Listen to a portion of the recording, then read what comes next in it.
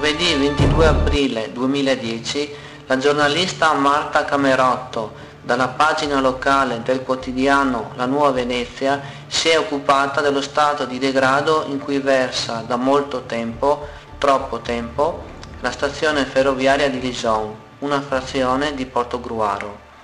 Questa stazione, come altre piccole stazioni caratterizzate da una ridotta frequentazione di viaggiatori, non è sorvegliata da alcun dipendente delle ferrovie. La biglietteria automatica non esiste. La sala d'attesa della stazione dei treni di Lison è una stanza senza più una porta, una panchina.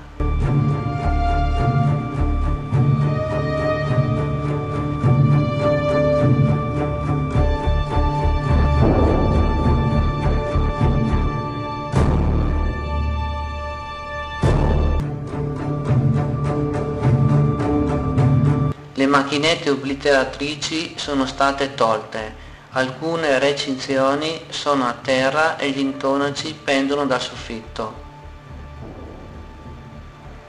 Non ci sono servizi igienici, cosicché qualcuno, colto da un bisogno fisiologico impellente, ha pensato bene di trasformare in latrina uno stanzino con la porta in ferro che dà sul retro della stazione. Il tanfo e la sporcizia si avvertono già a parecchi metri di distanza.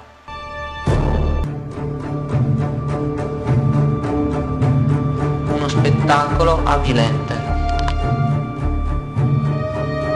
Ad essere abbattuti sono soprattutto i residenti dei quartieri vicini, che non si sentono tranquilli di abitare vicino ad una stazione ferroviaria fantasma, dove non ci sono controlli. La stazione di notte fa paura, dicono alcuni residenti in via Attiliana. Ci troviamo ad abitare in una strada chiusa, senza alcuna via d'uscita e vicino ad una stazione abbandonata che di notte può essere frequentata da chiunque perché non c'è più personale. Siamo molto preoccupati. Gli abitanti della zona si sentono isolati dal resto della frazione. Donatella Castioni, dell'ufficio stampa Veneto Ferrovie dello Stato, ha fatto sapere che lo stato in cui la stazione di Lison versa è da imputare più all'inciviltà che non alle attività proprie di Ferrovie dello Stato.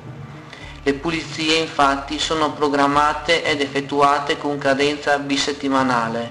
Sono presenti sia la bacheca con orari e informazioni al pubblico sia i cestini portarifiuti. A breve verrà installata una panchina sul primo marciapiede e sarà chiusa la sala d'attesa che si presta a ritrovo e bivacco di persone senza fissa dimora. Numerosi e continui gli atti vandalici che si sono susseguiti negli ultimi 2 anni. Notevoli i danni provocati, dall'imbrattamento alla rottura delle pareti di sala d'attesa, sottopasso, pensilina, macchinette obliteratrici.